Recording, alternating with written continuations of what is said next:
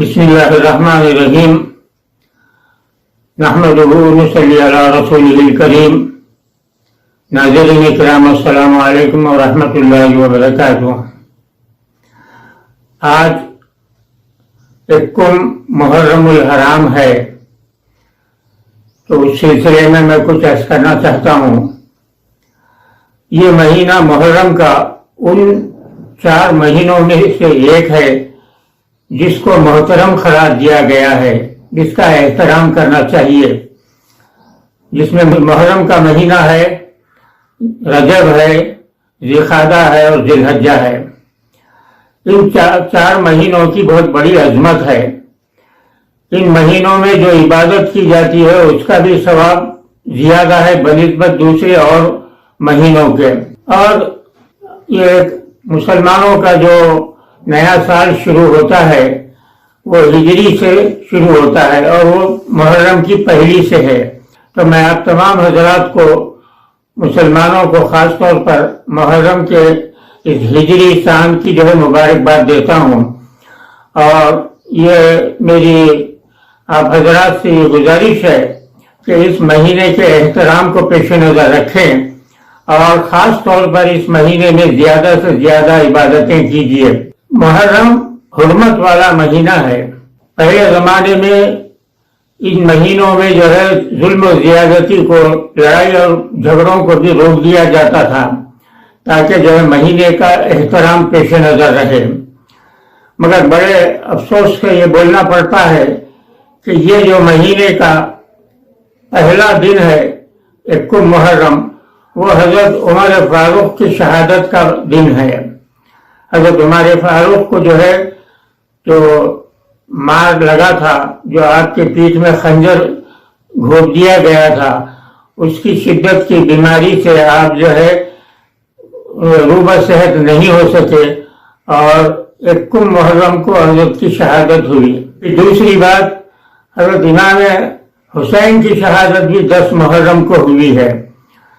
تو یہ بہت محرم کے مہینے کے احترام کو پیش نظر رکھنے کے بجائے بعض لوگوں نے اس مہینے میں ان 2 بزرگ ہستیوں کی شہادت کا سبب بنے، حضرت عمر فاروق اور حضرت امام حسین کی۔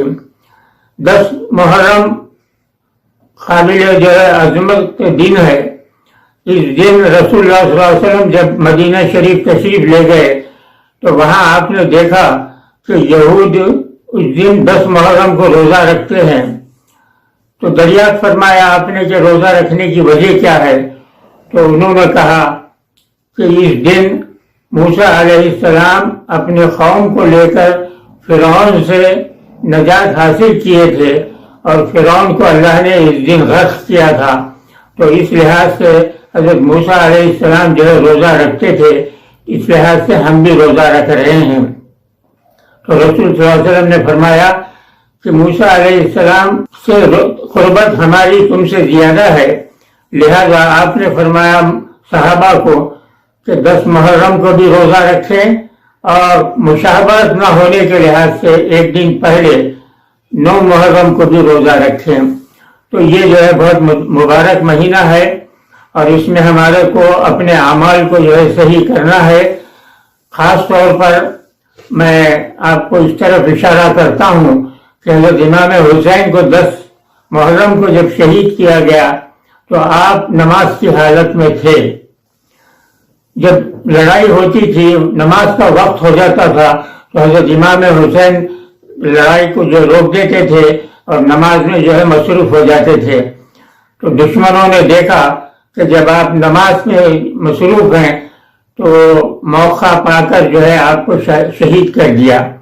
تو حضرت امام حسین کی سیرت سے ہم کو یہ سبق ملتا ہے کہ جنگ کے میدان میں بھی اگر نماز کا وقت آ جاتا ہے تو آپ نماز کو کھڑے رہ جاتے ہیں، جنگ روک دیتے ہیں۔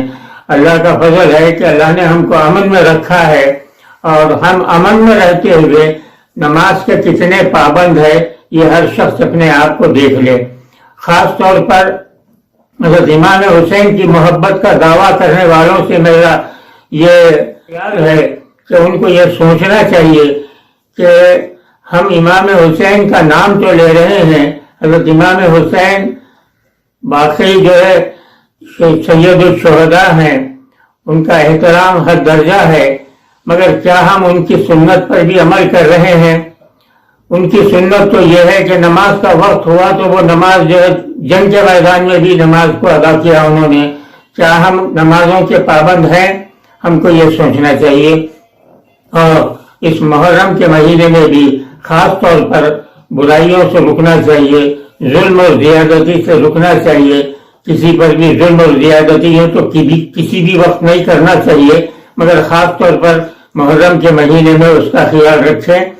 मैं इन चंद गुजारिशात के साथ आपसे ये तवक्को रखता हूँ नाज़रीन से और तमाम मुसलमानों से कि वो अपना आप जायजा लें और अपने को जो है नेक बनाने की कोशिश करें, क्योंकि ये हमारी जिंदगी आखिरत के लिए यही जो है इम्तिहान का मकाम है। यहाँ पर अगर हम अच्छा करेंगे, इबादतें अल्लाह की जो है करेंगे, अल्लाह के अहकाम पर चलेंगे, तो उसका फायदा इंशाअल्लाह जो है आखिरत में मिलेगा।